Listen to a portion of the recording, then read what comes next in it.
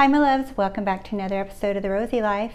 So today I want to talk about, can anyone reject you? Can anything reject you? And I know you know the answer is no if you've been following any law of assumption or Neville Goddard or even law of attraction things. Well, even maybe that they might talk about the possibility of someone being able to reject you or a thing being able to reject you.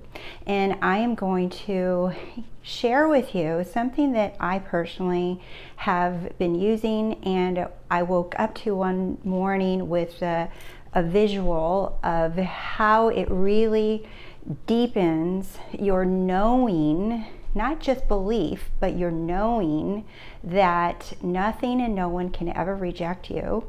I shared this with a client recently on a call this week, and she really, like, the light bulb went off, and she was just like, whoa, that was like probably the best session that we've had so far with what you just shared with me. So stay to the end, because my intention is for you guys to all, you gals, guys, all of you guys, okay? For all of you to feel this deep knowing that you are truly in control of it all.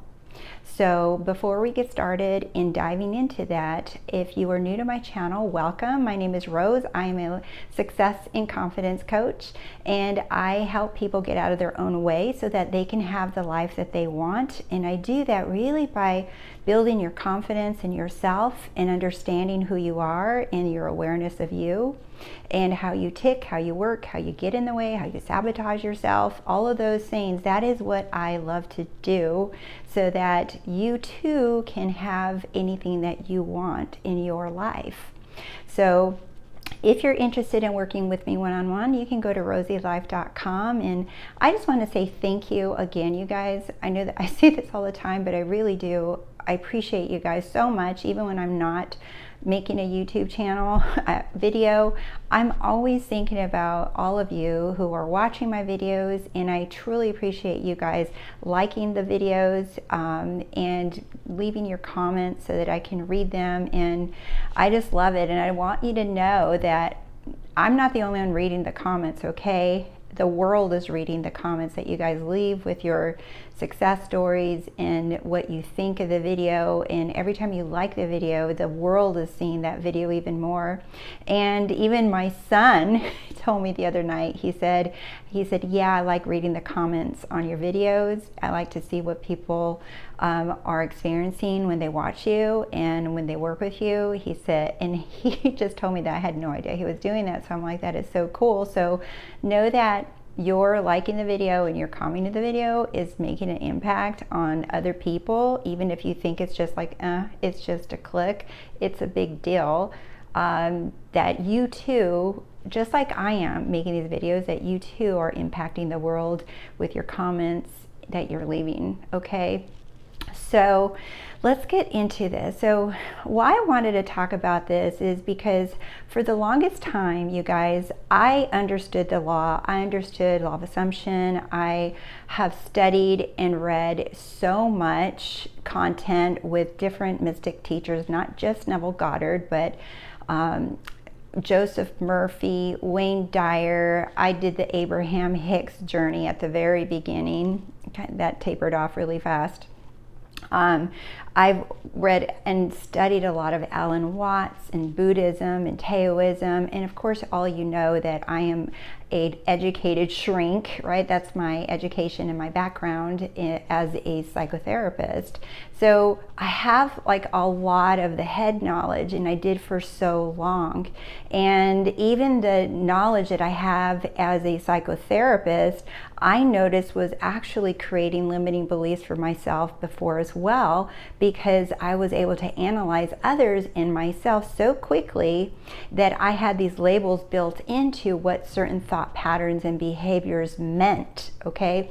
That is when I used to diagnose people, which is why I choose not to be a therapist anymore, because I don't want to label people and have them thinking that something's wrong with them, and just because they have symptoms in the moment in this part of their life doesn't mean that that's who they are for life. So I didn't want to do that, and I didn't want to have the diagnosis in my mind looking at a person ill. So even at the end of my journey as a therapist, I began to stop labeling people in my mind. On paper I did for insurance purposes, but within, I always saw my clients as healthy and well and happy, having what they wanted.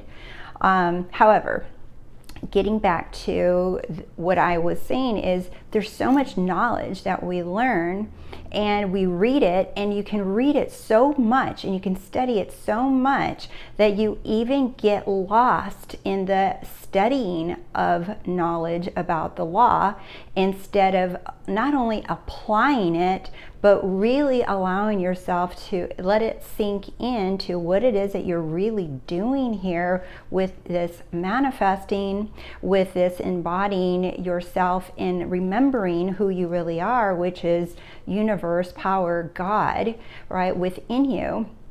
That we get lost in studying it, in trying to apply it, that I noticed that I was applying it and I was studying it and I really understood it, but the actual understanding of what is happening is what would get lost. And when I actually stepped back from watching people and coaches and reading and those kind of things, and yes, I was applying it, but I was like, I like using the analogy of the techniques as this button, this easy button. Like I push it, like this is my technique, and I keep pushing it, and sometimes it would work and sometimes it wouldn't. And then I would study some more and then come back to the technique and be persistent with the technique. Eventually, right, I would get results because it works. However, what I didn't realize that I was missing was what is really happening here. So when I actually took a step back to understand what's really happening, what I actually am doing, right, what we're doing with this law, that is when I became fearless. That is when I became more confident in my power. That is when I noticed that the veil was lifted from me, as Neville Goddard says in one of his lectures, that the veil is lifted from you of knowing that the 3D is powerless and it is the dream, and you are the dreamer, meaning you're the one writing and scripting out the sorry guys, I'm coughing, but you're scripting out your reality, your life. Okay, so what I want you to do is I want you to have this experience instead of me just explaining something. Hold up. Okay. All right. I want you to think of anything that you're manifesting that you feel like you've been trying to do for the longest time with little or no results. It doesn't matter if it's a person or money or anything. It doesn't matter what it is. And whatever it is that you desire, okay? It doesn't matter how big it is, how small it is in your head right now at this moment. In fact, the more challenging of this thing that you feel like it is, that's the one that I want you to bring into your mind.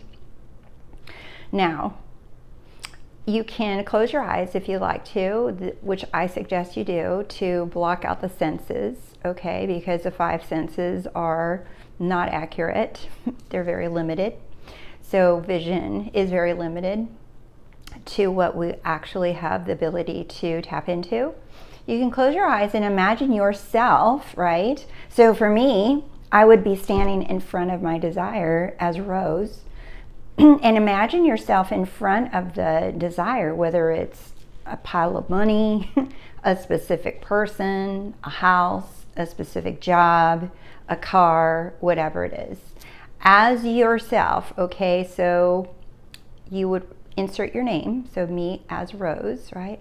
I'm standing in front of this thing that I desire, and I've been using these techniques, and I'm trying, and I'm changing my self-concept, I'm focusing, I'm persisting, but you still feel you can feel that resistance, right? That you in front of this person or this thing that you desire, you feel it's difficult. Okay, so you feel it. You see yourself in front of that thing or person, and you know that you have this power, you know you have the ability to do this, but yet there's some resistance there. Okay, so now what I want you to do is I want you to remain in front of that thing or person or whatever that you desire. But now we're going to do, as Neville Goddard talked about, that these bodies are just costumes. These bodies are costumes, and they're actually containers for our power. They're containers for God, for the universe. These bodies are just holding the power. They're just the thing that we're wearing, but what really is inside of us is God. As Joseph Murphy said, there is nothing but God. And he said that to himself all day, one day. And he suggests that we all do that, but there's nothing but God. So now you're standing in front of your thing that you desire. And I want you to imagine that you're taking this costume off. I want you to remove your identity as Rose or Joe, Mary, whatever your name is, okay? I want you to remove your identity as this person. And now there is only God.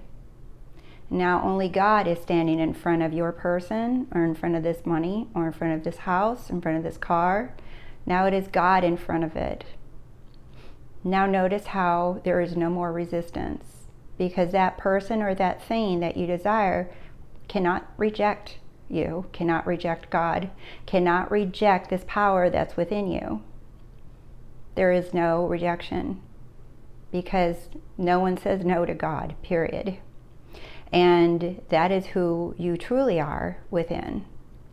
And when you put yourself in front of that thing or that person as God, notice there is nothing left to say, because nothing is impossible. It is a dead end, and that thing or that person must submit to this power that within you. Even the thing that you think is the most difficult cannot reject you. So you can open your eyes if they were still closed now. And I want you to notice the difference. And you can practice doing this with different things in your life that you desire, and go back and forth, right? Go stand in front of this thing or person as yourself, as this body. And then remain there and remove the costume, and whatever, you don't have to have an image in mind. It could just be a feeling. It could be a glowing light, whatever it is that you want that symbolizes that this is just God and nothing else in front of that thing or person. Then there's no more argument. It's like mic drop. Okay? This is not about manipulating or controlling. This is about surrendering to this power that you have within you. This is not about changing people or trying to get people to do anything. That's not love. This is about you knowing who you are and stepping into your power and allowing that power to handle things for you. We don't control, we don't chase, we don't nag, we don't demand. We just step into our power. And this costume, like Neville says, that we have, that we're housing the power, okay? This body houses the power that we have. And the more that you step in and come inside of yourself and remind yourself of who you really are, the more relaxed you will feel, the more you will remember that nothing and no one can reject you unless you say so, because the power works that way too. So if you walk around saying that they're doing it, they're still doing, well, then it has to. Same with money. If you're afraid and you find yourself just going to the dollar store and you're just like, this is my life, it's never going to get better than this, well, then the power has to work for you too. But if you're like, you know what, this is how it is right now at the moment, but it's not going to be like this forever because I've already claimed who I really am. I am wealthy. I am wealthy, right? I am with my person. I have what I want. So I know that this video is helpful for you, and if you want to practice this, I encourage you to do this. It's more of a meditation than anything. It's not about getting anything. It's not a technique, right? It's about really claiming and stepping into your power, all right? All right, my loves, I will see you guys next time. Bye.